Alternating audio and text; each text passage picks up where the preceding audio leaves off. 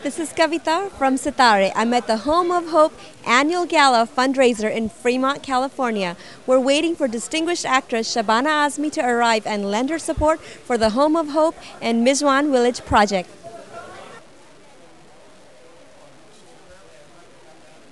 Welcome to the Bay Area, Shabana ji, and it's really nice to have you here. Can you tell us about the Mizwan project and how you're involved with it? My father, the well-known Urdu poet and film lyricist Kaifi Azmi, was born in a tiny village called Mijwa in Azamgarh, Uttar Pradesh, India. And he had a paralytic stroke in 1973. He was all of 52 years old, and that stroke led to his losing his arm and his leg. But instead of giving in to that tragedy, he decided to get on top of the situation, went back to Mijwa, realized that it was a village frozen in time. There was no road, there was obviously no electricity, there was nothing. It was a tiny village of 500 people. And he decided to work towards that village. He then set up, the first thing he did was to get the road built, then he set up schools for girls because he believed that it was in the empowerment of the girl child that one could see transformation and change. He also set up a computer center. He set up a employment generation center for young girls whereby they are taught sewing and embroidery, particularly chicken embroidery. And what that does in the process is these girls who are in a patriarchal society really looked upon as liabilities. He turned that and made them become assets. And after he passed away, the onus of Mijwa Welfare Society lies on my shoulder, and the work that I do is largely centered around the girl child and women. And how does the project help women? What are they? What are some of the skills that they're learning? How are they becoming empowered with the project? Well, the fact that they receive training in enhancing their skills, they do really very extraordinary embroidery. Their work is very, very good. But it's a really tiny village. So at the moment, they are supplying their stuff according to orders that are got from another organization called Seva.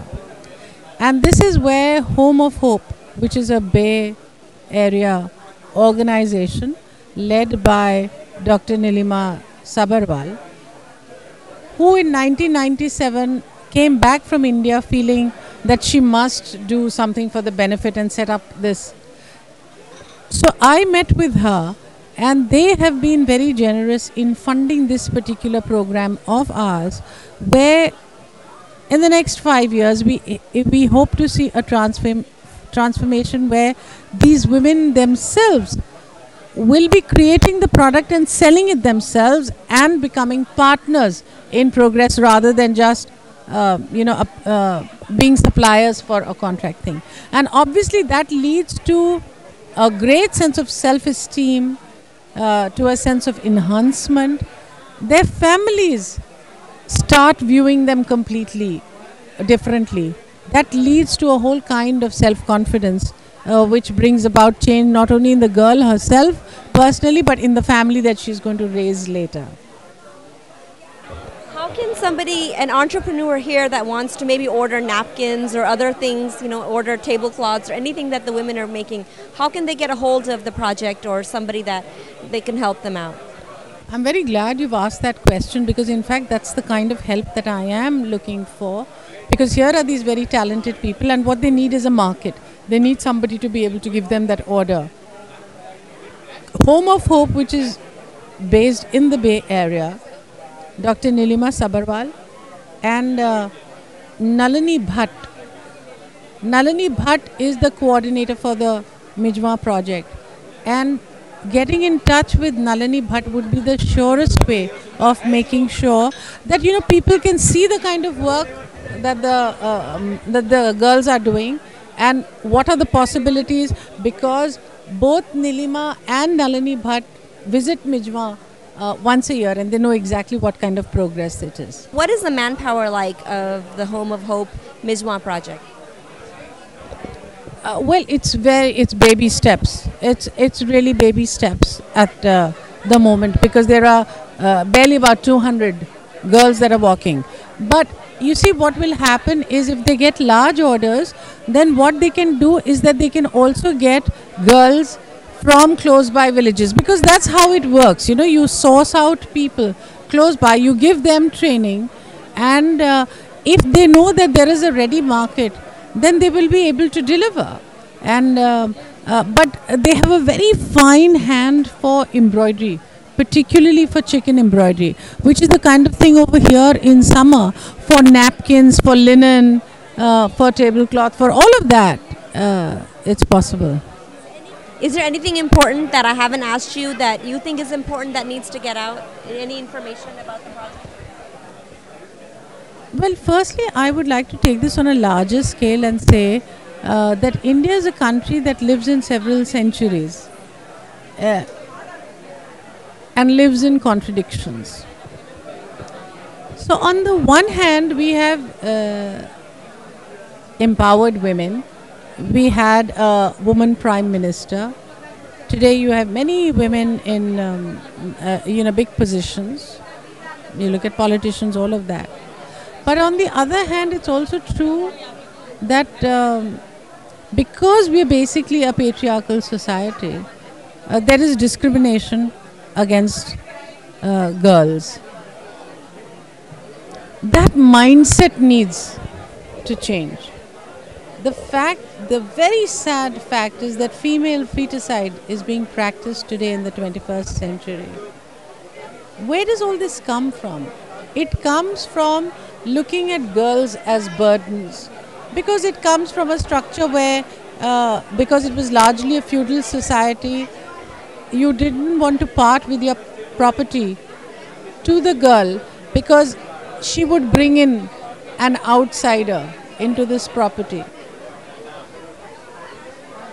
Now times are changing, and we need to empower girls so that they don't get caught in this web. The first thing that we can do, that's why, is provide education to the girl child. But often, although everybody says that you need to provide education, people don't look at the quality of education that is required. And oftentimes, education merely reinforces gender divides and makes the girl buy into the theory that the man is superior and the girl is not. That's very important that you don't get into that. Yeah, you bring about change. Because I really believe that with the empowerment of women, power equations will change. So that it's not about the powerful bullying the weak, but it will be about transforming the very notion of power itself, so that it becomes about sharing. And I think that can happen if we empower the woman and empower her in a way where she challenges present social structures. Well, I can see you doing that. I've seen you do that in all of your films and also in your personal life and all the projects that you do. I know you had mentioned that in a lot of your transcripts I've read about that we don't need an art film that challenges this notion that empowers women. We need a mainstream film that the masses watch. Participated in such a low-budget film, Loins of Punjab, which has done really well in India and also here. It's interesting because Loins of Punjab has been released only today in the Bay Area, and it's had a wonderful response in India. And I think here it'll have a particular resonance because people know about such reality shows and stuff like that. I really enjoyed playing the part because I'm normally given very strong, morally right women, and to play a wicked woman was great fun because it's also comedy. Thank you so much for being on Sitare, and thank you so much for your time for the Home of Hope projects and also for the Mijwan project. We really thank you so much.